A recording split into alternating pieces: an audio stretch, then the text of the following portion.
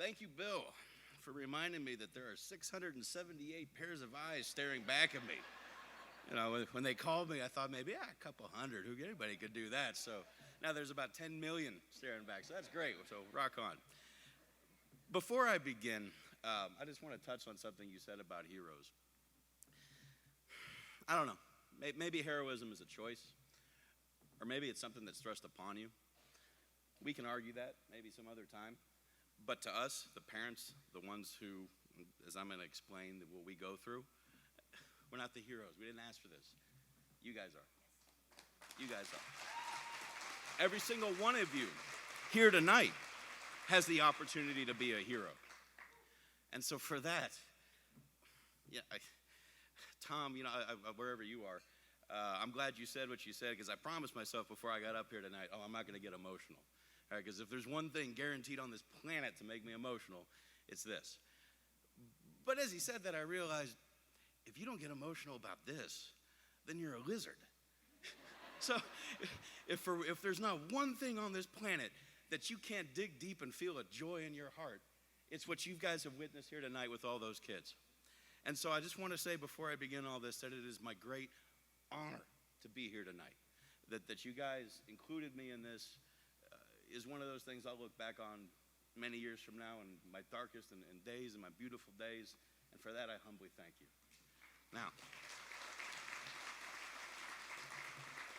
so my name is David Stout. They covered that, and she covered how the question came to me.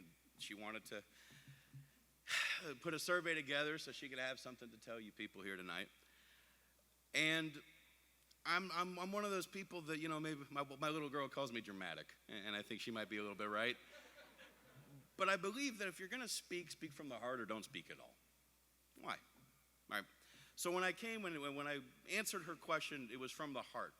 And I wanted her to know, I wanted to give her just a little idea of just exactly what Kinetic Kid means, not just to the kids, but to us. Having Gabby and Kinetic Kids has transformed our lives immeasurably. Before, our choices were to not accept invitations to children's parties, or accept, and watch our baby's hearts break with the realization that she could not take part in all the fun that all the other kids were having. Not only that, but to endure our own heartbreak, watching the awareness that our children's differences be made so clear to them.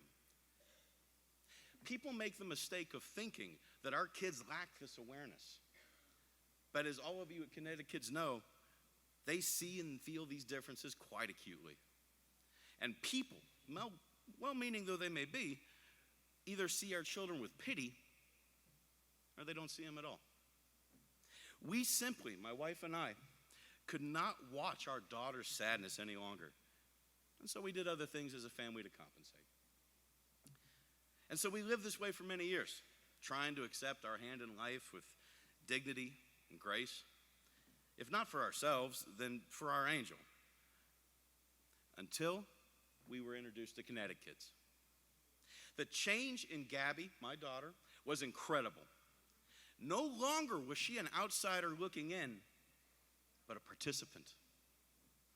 Surrounded not by people who looked at her with pity, if they looked at all, but by her peers, warriors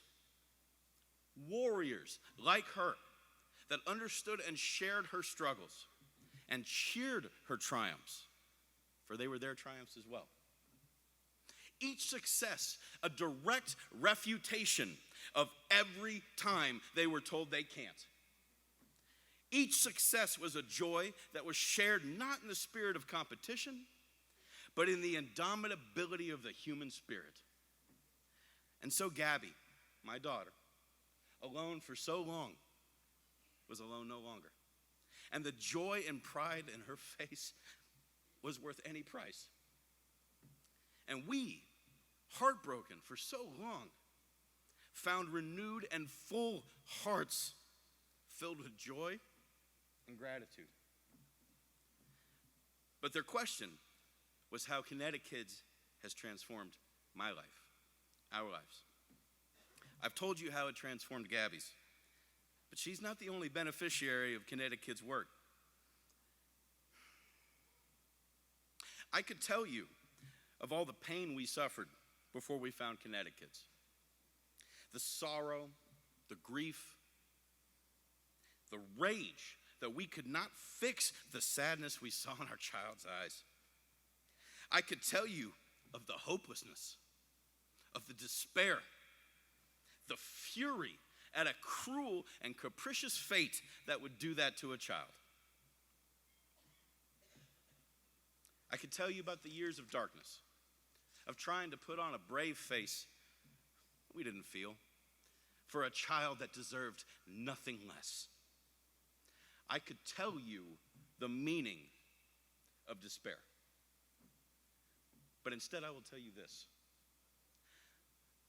The older I get, the more cynical I have to struggle to not become. It's hard to look out in the world today and not see things a good bit darker, a good bit colder, and lose faith in the face of such prevalent apathy and avarice. And yet, when I see what Kinetic Kids has built, the joy that it has created, the peace you have granted, even I cannot ignore that there is still great beauty in this world. And Kinetic Kids has created something so profoundly beautiful. I don't have the words to describe its effect on us save these. Kinetic Kids gives us hope. Kinetic Kids gives us grace. And Kinetic Kids gives us joy. Thank you all for reminding us that there are still things worth believing in, contributing to, being a part of. Thank you all.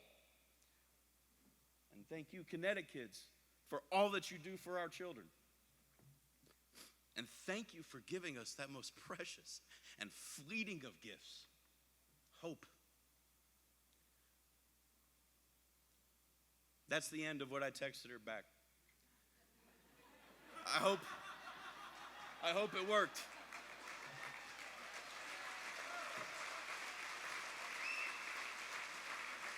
Thank you. But I'm going to go off script before they kick me off stage real quick.